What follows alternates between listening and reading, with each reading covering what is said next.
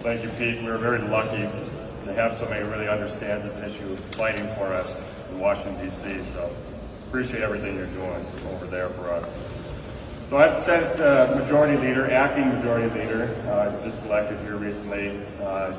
This pipeline, Enbridge Line 3, runs right through my district, right through the heart of my district. So I'd like to thank you all for being here this morning to talk about this a little bit, hear the other side of the story. So I, first of all, like to welcome the members from the Squad, Minnesota. I sincerely hope they come and they enjoy their time here, and that we live up to our legacy of Minnesota Nice.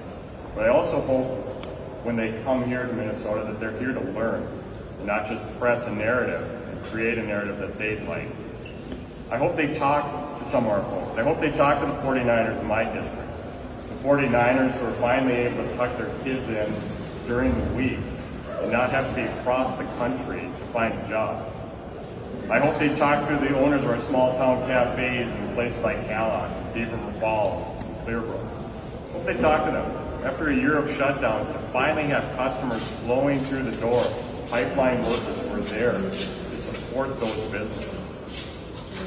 What I hope they don't do is ask the protesters from Washington, from California, from Oregon, from New York City, who came here to protest the pipeline, that didn't understand what was going on in our backyards. And while we're asking questions, I know you folks behind the cameras here, you get to ride it as media. We know who you are. You're journalists, you're reporters, you take your job seriously. I hope that you ask the question that Congressman Stauber brought up. And that is, you know, if you didn't end up here on a push pedal plane or a whole grain horse, you know, it's almost hypocritical to come here and deride our industry, our communities, for what we need in this state. I'd like you to ask him that question. How did you get here? If you got here by those means, how did you